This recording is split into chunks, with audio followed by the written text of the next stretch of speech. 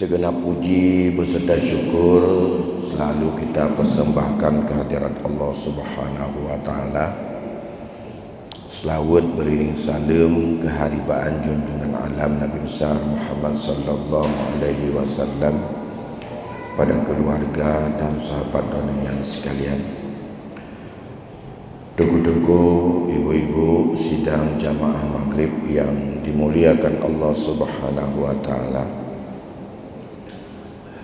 Pada satu ketika ja'a rajulun ilan nabi sallallahu alaihi wasallam faqala ya Rasulullah dulluni ala amalin iza qumtu bihi dakhaltul jannah. Ya Rasulullah,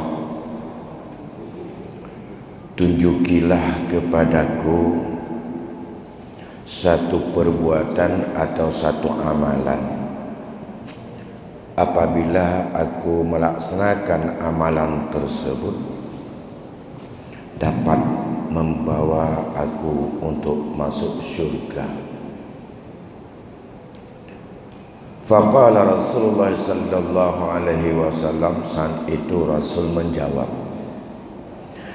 kun muhsinan, kalau kamu ingin untuk satu amalan yang amalan itu bisa kamu untuk mengantarkan masuk syurga Allah, jadilah kamu orang yang berbuat baik. Jadilah kamu orang yang baik. Muhsin, orang yang selalu berbuat baik. Laki-laki tersebut berkata, faqala ya Rasulullah, wahai Rasulullah, kaifa a'lamu anni muhsinan, bagaimana aku bisa mengetahui bahwa diriku ini orang baik dan orang yang berbuat baik? Dijawab dari Rasulullah, qal sil jiranaka, in qalu innaka muhsinun fa anta muhsinun, in qalu anta musian fa anta musian. Rawahul Baihaqi. Kalau kamu ingin untuk mengetahui apakah kamu orang baik dan orang yang berbuat baik, maka tanyalah pada tetanggamu. Coba kamu tanya pada orang yang ada di sekelilingmu. Ya. Jika mereka orang-orang yang ada di sekitarmu itu mengatakan bahwa kamu orang yang berbuat baik, fa anta muhsinun, ya kamu orang-orang yang baik.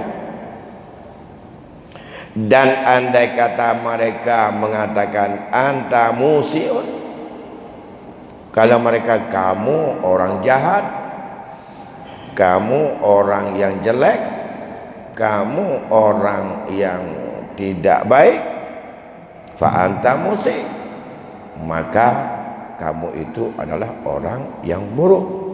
Hadis ini diriwayatkan oleh Imam Al-Baihaqi.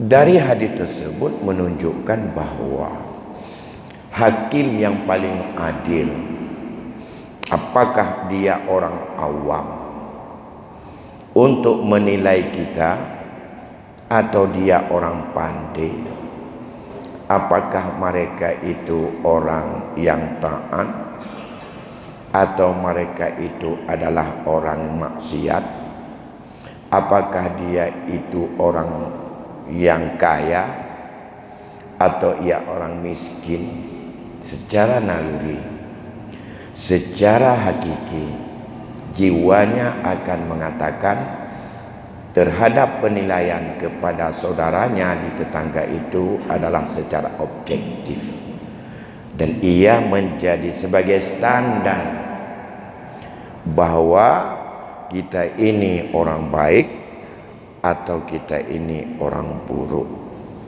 Maka dalam hal ini Rasulullah sallallahu alaihi wasallam memberikan tekanan-tekanan, memberikan standar-standar dalam konteks bagaimana kita hidup bersama dengan orang yang ada di sekitar kita. Orang yang ada di sekitar kita bisa saja di tempat kita berteduh atau tinggal di rumah. Bisa saja orang di sekitar kita itu tempat kita bekerja atau mencari makan.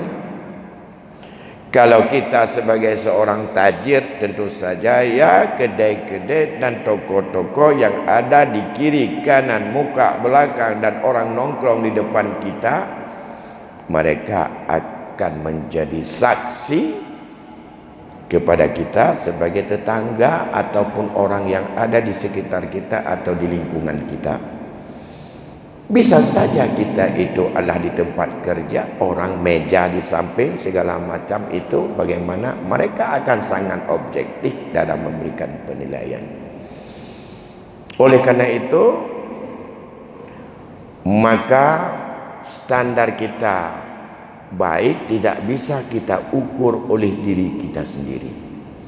Merasa diri kita orang yang paling baik, tapi tidak dirasakan kebaikan kita oleh orang di sekitar kita, menunjukkan itu adalah sifat kesombongan dan sifat daripada ta'ajub diri kita sendiri yang masuk kepada sifat yang tidak baik. Terlampau kita adalah ujub pada diri kita. Merasakan begini, apakah dalam perbuatan, dalam perilaku, dalam kelakuan, dalam sikap, tindakan, perbuatan dan segala macam, itu adalah secara umum orang akan memberi saksi bahwa kita orang baik. Maka dalam hal yang lain, Rasul mengingatkan di dalam hadis Al-Khuraati. Apa kata Rasul? Yang hadis ini bersumber daripada Abi Hurairah. Man aghlaqa babahu an jarihi mukhafatan ala ahlihi wa malihi falaysa bimu'minan wa laysa mu'minan man la ya'man jarahu biwa'iqihi. Siapa yang menutup pintu kuat-kuat, siapa yang menggembok atau mengunci pintu rumahnya atau pintu pagarnya karena menghindari daripada tetangganya, karena ia takut terhadap terutama kepada keluarganya, anaknya, istrinya diganggu, atau karena takut kepada hartanya, takut nanti bunganya dicuri atau diganggu dan segala macam, maka falaisa bimu'minin, ia belum menjadi sebagai seorang mukmin. Menjadi getanya orang muda tu ura-ura buka pintu, motor berangkat laju, kunci kuat-kuat. Karena anak tetangga pakai main di luar, termakut kita mau mengganggu mainan anak getanya. Yang dalam termasuk getanya orang yang mukmin. Rasa curiga, rasa ingin menjauh, rasa buruk pemikiran kita terhadap gangguan tetangga, kita belum dianggap sebagai seorang mukmin. Terserah tetangga itu dia orang baik atau bukan dulu. Tapi setiap seorang A menjadi tetangga kepada B, B menjadi tetangga A, dua-dua sebagai tetangga seorang mukmin punya komitmen yang sama, dan itulah rahmat paling besar dalam hidup. Bahkan dalam bertetangga itu tidak hanya yang mukmin. Andai kata di samping rumah kita itu adalah bukan orang mukmin, dia adalah orang yang berbeda akidah dengan kita, kebaikan kita menjadi toladan dan merasa rahmat dengan Islam. Dan banyak sekali dulu itulah orang yang senang kepada Islam karena diukur pada betapa nyaman hidup mereka itu dengan tetangganya. Maka walaisa bimu'minin man la ya'man jarahu biwa'iqahi. Ia belum sebagai seorang mukmin andai kata tetangganya juga tidak merasa nyaman, tidak merasa aman, tidak merasa tentram dengan segala gangguan daripadanya. Tunggu-tunggu yang berbahagia. Oleh karena demikian, bagaimana untuk bisa kita berbuat baik? Kalau demikian, Islam sangat menghargai apa yang menurut hati nurani oleh orang yang ia mengakui kebaikan, walaupun dia belum sanggup untuk seorang yang berbuat baik. Dan secara naluri orang mengakui dia orang baik, walaupun ia sendiri yang berkata itu bukan orang yang bisa berbuat baik. Oleh karena demikian, yang sering saya ulang-ulang, maka agar menjadi sebagai seorang tetangga yang baik dan sebagai kunci yang diingatkan oleh Rasul agar bisa menjadi tiket mendapat nikmat besar Allah untuk kita masuk syurga, paling kurang para ulama oleh Abdullah bin Ulwan dalam kitab At-Tarbiyatul Aulad menyimpulkan ada 4 yang merupakan itu adalah hak tetangga yang harus kita jaga baik-baik. Setiap kita hidup ada orang di samping kita, terserah. Andai kata yang di samping kita itu adalah sebagai tetangga, juga dia sebagai kerabat atau sebagai keluarga, anak atau keponakan atau pakwa atau paman atau bibi atau siapa saja, maka hak tetangga bahkan dia sebagai hak daripada sebagai seorang kerabat atau kaum kerabat atau hubungan rahim. Andai kata mereka itu bukan kaum kerabat, maka hak tetangga, maka hak pada dia sebagai seorang muslim dan sebagai seorang yang bertetangga. Kalau dia bukan sebagai seorang muslim, maka masih punya hak dari kita dengan 4 prinsip, yaitu walaupun ia bukan seakidah dengan kita, maka setiap kita dalam hidup tak pernah untuk berpikir bagaimana untuk kita bisa, bagaimana untuk menyaingi, ingin untuk melawan, ingin dan segala macam. Dan itu adalah bukan sebagai sikap seorang muslim. Pernah pada satu ketika seorang sahabat datang kepada Rasulullah. Ia mengadu tentang gangguan yang setiap hari dilakukan oleh orang yang ada di sampingnya, dan merasakan dia sangat terganggu. Yasku ila Rasul, mengadu dan curhatlah kepada Rasul. Ya Rasulullah, saya, tetangga saya sangat-sangat tidak pernah merasa bersahabat kepada saya. Apa saja yang telah lakukan selalu salah, dan selalu dia melontarkan bukan sekedar kotoran, tapi juga kata-kata kotor hampir tiap hari. Kadang-kadang lebih enak kita rasakan dan kita terima dilempar kotoran daripada dilempar kata-kata yang kotor. Menyegeram kotoran nyan mupat menyotan erah bajai mupat kenong. Dilontarkan kata-kata kotor, kita enggak tahu mau di mana kita cuci supaya hilang. Kalau kena tai kerbau dilempar kepada kita oleh tetangga, jelas ambil baju cuci, habis kita cuci, kita sabun, kita pakai wangi, tidak ada lagi bekas daripada tai kerbau itu. kita pakai besok sudah bagus lagi.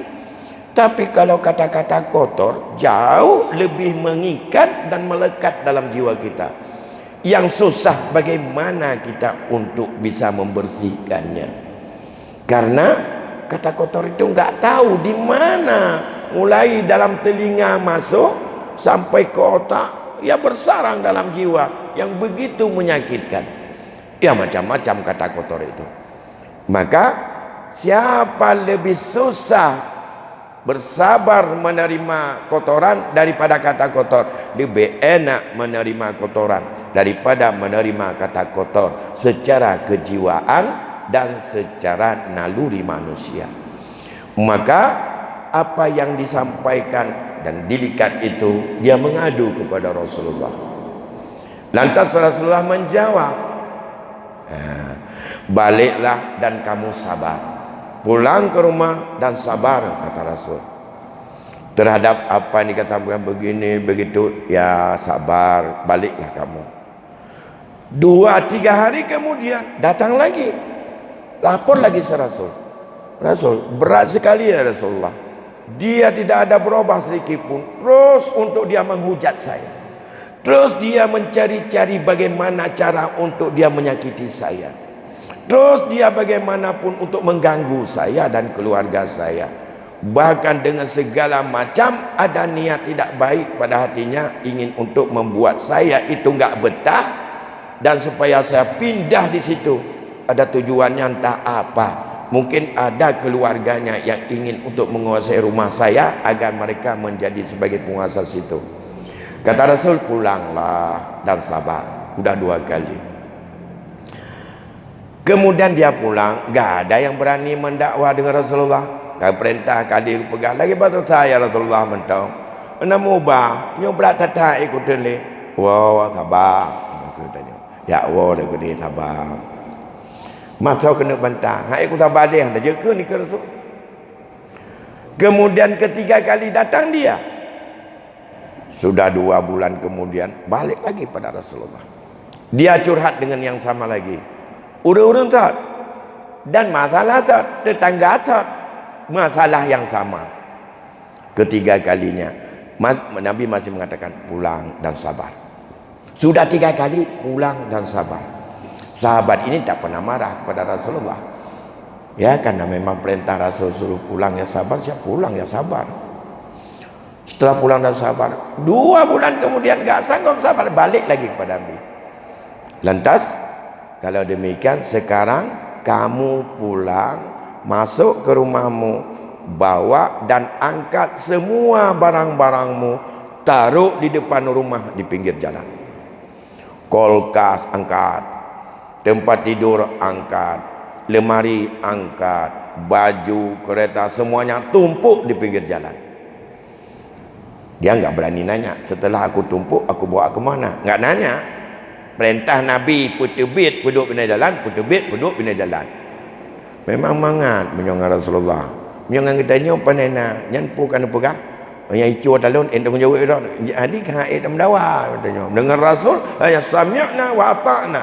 Hikmah daripada itu, sebelum dia tahu tak pernah untuk menggugat.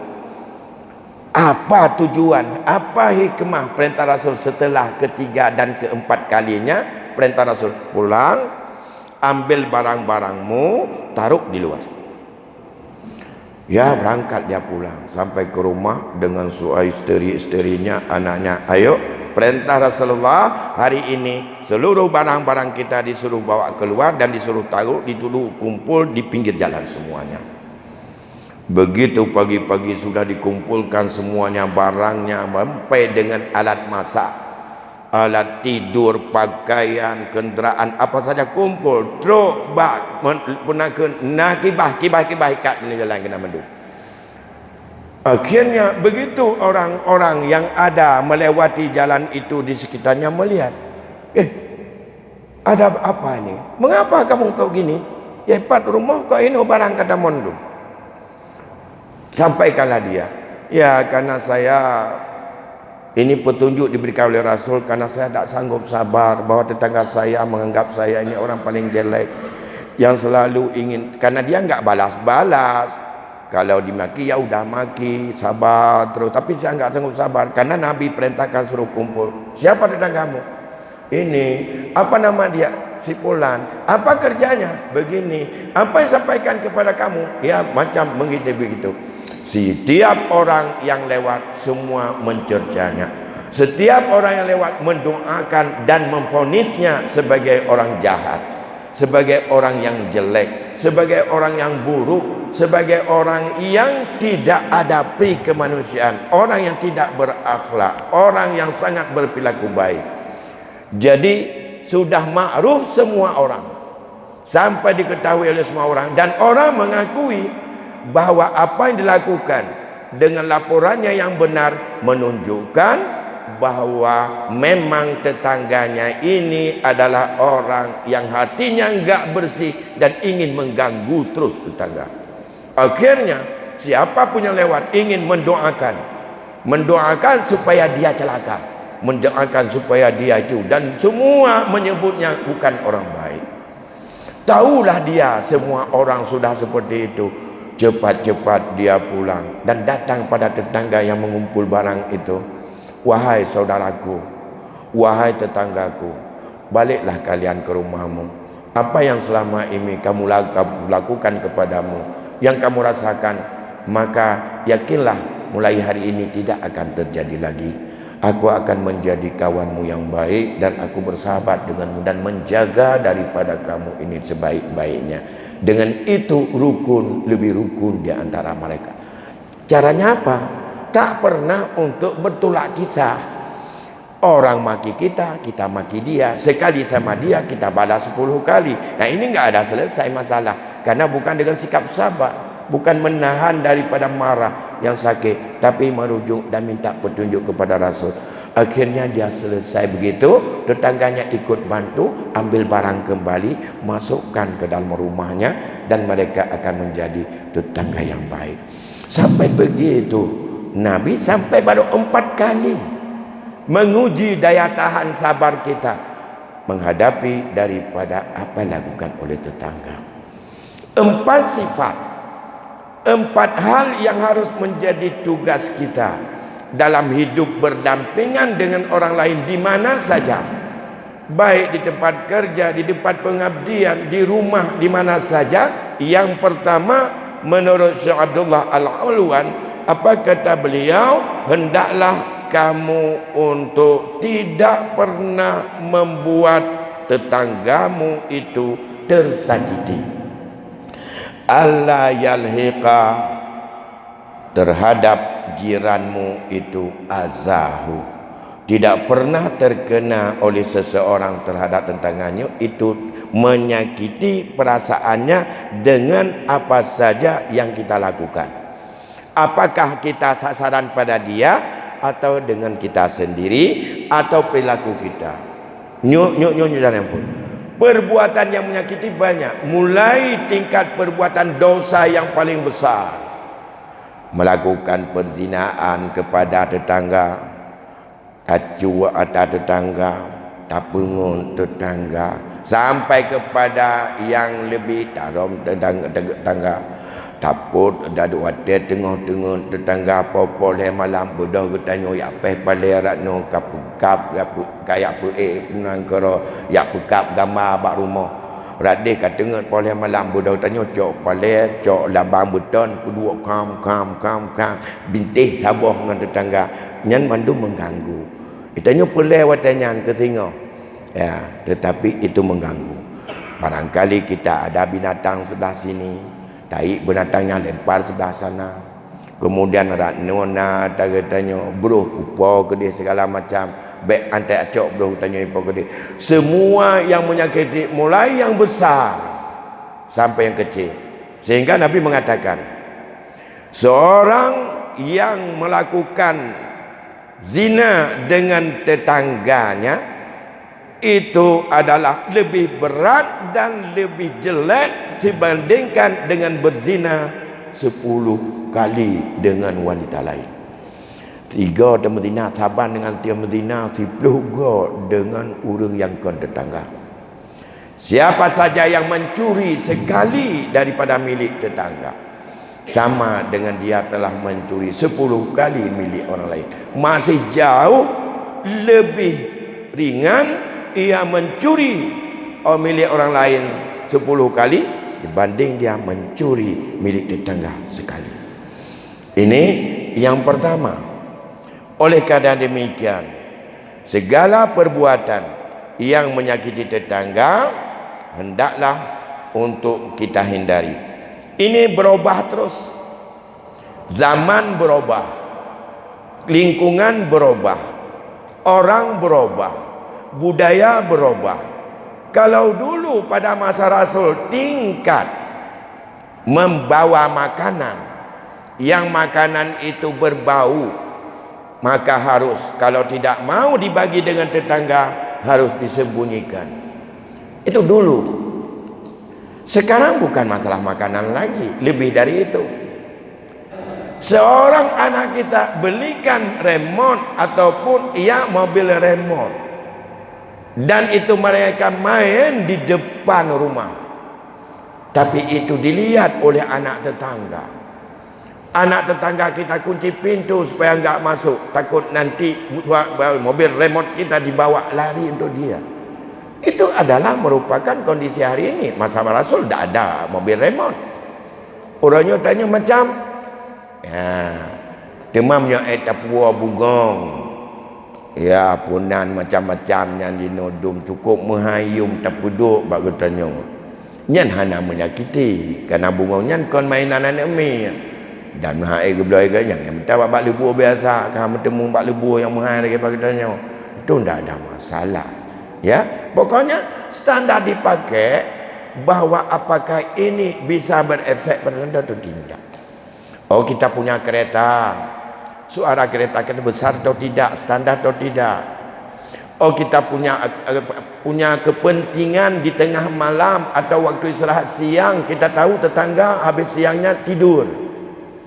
Ya, maka itu perlu dijaga. Yang tak perlu dijaga memang waktu yang harus untuk bangun.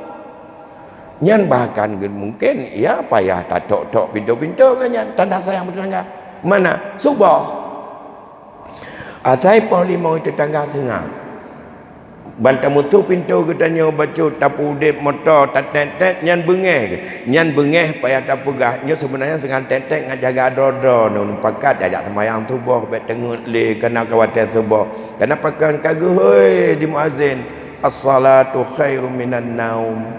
Jadi beli yang tanda sayang, menyakiti karena memang untuk kita bawa dia kepada taat kepada Allah, itu tidak. Perbuatan yang menyakiti yang harus untuk kita jaga adalah perbuatan mulai daripada yang dosa besar sampai dengan yang dosa yang paling kecil, baik dosa zahir yang menyakiti orang lain maupun dosa batin, dengki, iri, dan juga dengan segala macam yang lain, memfitnah dan buruk sangka segala macam.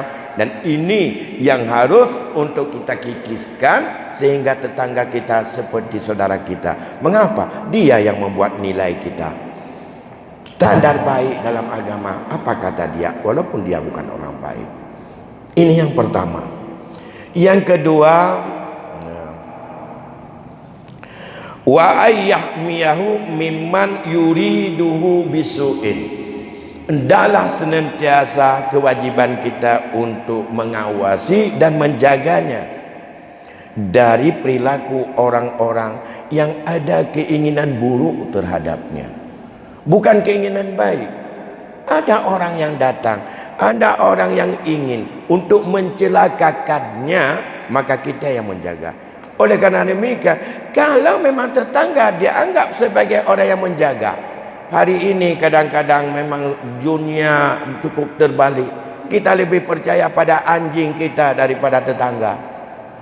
Ya, saya kadang-kadangnya lebih yakin hingga tatuk pitu-pitu ikat saya dalam, sehingga hantar tetangga. Oleh karena demikian, standar tetangga itu adalah mau menjaga. Artinya, andai kata ada sesuatu yang mensyirigakan, kita tidak boleh tak mau peduli, tapi harus kita untuk menyelidiki. Bila perlu ditanya-tanya, Pak mau ke mana Pak?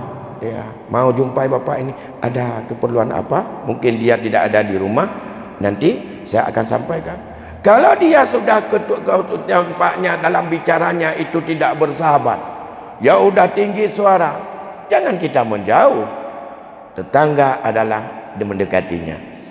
Dia kalau bisa nanya, kalau nampaknya ada kekerasan masalah apa, menyangkut dengan masalah hutang segala macam, bila perlu bagaimana caranya, kalau sanggup tanggung, gak apa-apa. Kalau demikian, saya punya duit, biar saya dulu yang bayar, karena bapak ini belum sanggup bayar. Bapak jangan ragu-ragu, nanti bapak balik sini saya bayar. Punya apa itu? Utang dalam meredam daripada persoalan orang yang berkelahi. Utang yang seperti itu boleh kita untuk minta kepada Baitul Mal, boleh kita minta daripada hak zakat walaupun kita kaya, tapi tak boleh lebih daripada jumlah yang pernah kita menutupi hutang orang lain karena dia tidak sanggup bayar dan kita bayar dengan uang kita, dan itu bisa kita minta gantinya kepada Baitul Mal untuk menggantikannya. Sampai begitu Islam untuk menjaga bagaimana agar kerukunan antara kita dengan tetangga. Bapak Ibu yang berbahagia, ini masuklah dalam kategori hadis Nabi, al-muslimu akhul muslim. Seorang muslim saudara bagi muslim lain. La yudlimuhu, jangan untuk menganiayanya. Wala yuslimuhu, jangan membiarkannya. Kemudian man kana fi hajati akhi kana Allahu fi hajati. Kalau kita selalu ada di dalam kebutuhan tetangga kita, kebutuhan tetangga kita aman, damai, selamat barangnya, jauh dari gangguan, tidak ada yang mengancamnya, kalau dia itu adalah menjadi orang baik-baik, maka Allah akan memenuhi hajat kita. Hajat kita dengan tetangga beda-beda, kebutuhan kita dengan kebutuhan tetangga beda-beda. Kebutuhan kita Allah penuhi kalau kita selalu memperhatikan kebutuhan, apa yang diinginkan, apa yang diharapkan oleh tetangga kita. Wa man farraja an muslimin kurbatan farrajallahu anhu kurbatan min kurabi yaumal qiyamah. Siapa saja yang ingin untuk melepaskan satu kesempitan hidup daripada saudaranya, Allah akan melepaskan kita dari berbagai kesempitan hidup pada hari kiamat. Wa man satara musliman satarallahu yaumal qiyamah. Siapa yang mau menutupi aib saudaranya, Allah akan menutupi aibnya nanti di hari kiamat. Andai kata hari ini aib kita Allah buka, yang tahu hanya kita, sungguh kita malu melihat diri kita sendiri. Maka aib adalah perbuatan salah. Kalau perbuatan salah itu adalah cukup kita saja yang tahu, dan setelah tahu dia adalah untuk mau berubah, kembali orang baik, dan ia tidak ada mengulangi, tak perlu dipromosikan dan tidak boleh untuk dipublikasikan, dan tidak boleh disebarkan kepada orang. Cukup antara kita dengan dia. Yang penting dia untuk selanjutnya taubat kepada Allah dan tidak mengulangi kembali. Selesai. Sebesar apapun perbuatan aib yang dilakukan, aib yang ada tidak boleh untuk disebarluaskan atau dipromosikan kepada orang banyak. Bapak Ibu yang berbahagia, itu yang kedua. Kemudian menyangkut dengan masalah bagaimana kita untuk menjaga dari orang-orang yang ada keinginan jahat kepadanya, dan itu adalah merupakan hal yang berat, sehingga masuklah dalam hadis Nabi tadi, supaya tetangga kita tidak pernah merasa surga sedikit pun, tidak menutup pintu karena takut hartanya, karena takut terganggu anaknya, karena takut dicelakai anaknya, karena takut dipengaruhi anaknya atau hartanya dan segala macam. Kemudian yang ketiga, wa ayyu'amilahu bi ihsan, berbuat baik kepadanya. Yang pertama tadi, jangan selalu jangan pernah merasa perbuatan kita menyakiti tetangga. Tak jaga abu katanya, yang bunyo baik ke susah, baik ke resah, baik ke terbeban, baik ke menyakiti dari tetangga. Yang kedua, kita selalu menjaga Allah daripada bermacam gangguan yang akan menciderainya. Yang ketiga, kita harus berbuat baik kepadanya, berikan perbuatan baik. Kalau dia memang kekurangan, kalau sanggup, berikan hutang kepadanya. Kalau dia itu adalah memang membutuhkan tenaga, berikan tenaga kita kalau ada kesempatan kepadanya. Kalau dia ingin untuk berhutang, hutangi dia. Kalau dia ingin untuk bekerja, bantu pekerjaannya. Kalau dia butuh daripada bantuan untuk kita berikan kesempatan rumah kita, buka rumah kita untuknya. Jadi berbuat baik kepadanya termasuk menyangkut dengan saling menjaga perasaan. Andai kata kita punya makanan, maka bagikan dengannya. Maka kalau pada masa Rasul disuruh pun banyak kuah dan disuruh berikan kepada tetangga di saat kita masak. Dalam konteks hari ini bukan masalah kuah saja, banyak sekali.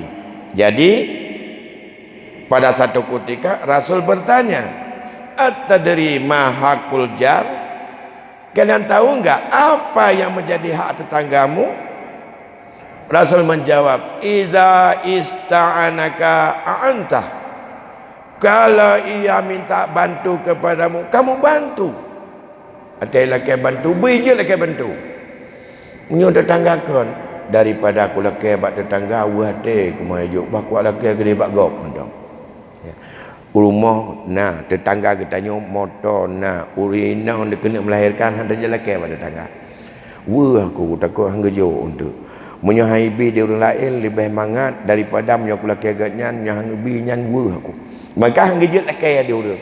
Pakat ge ada laki hang gejo. Ya, bahkan kita menyahang gejil lagi bertajuk tawarkan. Karena orang minta bantu bisa secara langsung, bisa tidak langsung. Kita sudah melihat dia mau untuk membawa orang rumahnya mau sakit, tapi dia enggak ada kenderaan. Dia sibuk ke depan cari becak ingin sewa. Apa salahnya kalau kita tawarkan? Untuk apa becak? Ini ada mobil, ada itu supir, ada anak saya yang muda yang bisa bawa. Ibu boleh ambil aja, hidupkan mobil, bawa ibu ini. Mau salah dulu. Oh masalah di muka jauhkan tu ada telat batu kenjut. Karena nyo dengan punten tetangga dia kena takin nyo, ulun takik jangan tajil le. Dia jajan mentemung kau ya cok lu kan tu anak aku yang mojok ke hanai ke dia. Menyojit anak ke pun mata mudip lagi nyo, menyonyan hanya tabantungan. Benar sikap lagi nya. Menyonyan sikap katanya mandum ya ke bantu. Nyo kan orang cik kena nada ada di rumah kena takit. Oh mapak ke banjir pinjam motor tak kata mukaranyo. Nanda tu oleh cik kena melahirkan tu. Oh mam karat tak. Mana mungkin ilon dinahnya tak adanya hanya telatnya nadanya pernah kena absen. Nyan dia tiga. Tinggal hai lakai lewat dia. Berdoa takit, berdoa berat, berdoa butuh hai lakai. Cukup we wadah santing lakai menan dengan yang dapat. Tapi payah takkan, oh ada masalah. Ni pakai laju motor. Tapi nyo ki banca lalu ku dijauhkan tu. Nyo pak ono nak gamlun. Hakai entat jihile. Lun ku jak becak mentornya. Nyan menyalagenya tika utanyo. Iji lebih dari 10 tertuh sayang ke katanya. Tapi menyalagi aja hana pun lagi baganya nyan. Dum tak pinjam motor hana. Masa cangkoi tu tamat takut cangkoi tu patah gobu lah berabuk katanya. Bah menai ke dia. Takrut dengan kaya mentong nyan gut nyan tapi tak pakai dia cangkoi ke nyan. Hai pakai. Nah, ini sikap adi bagaimana. Yang kedua, iza istaqratatka aqratahu. Menyaga lagi mudang bagatanya pudang. Lagi mudang pudang. Ya. Pudang. Ya.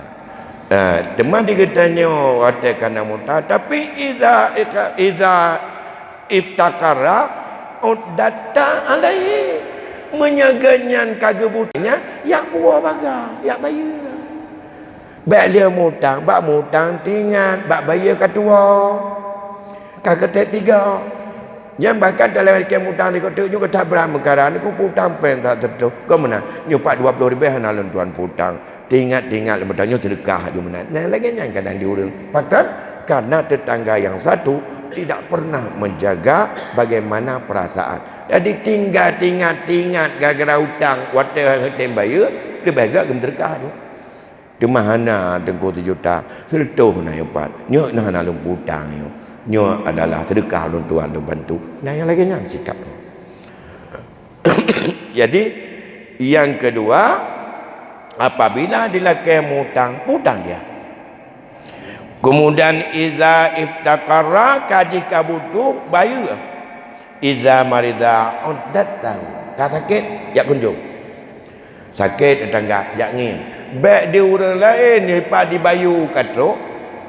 Dia katanya ti paga anak dah tepu orang kat yang sakit. Yang anak dah depan orang kata. Dia katanya, "Pagan. Hai, tunggu nak sakit." Oh sakit, dia anak depu. Padahal tanya tak apa paga katnya. Yang ban klong anak perumun anak dengar kiri kanan dia orang tanya. Adinyo tetangga yang tidak baik. Tengku-tengku yang berbahagia, ingat waktu Isya saya pikir sudah masuk.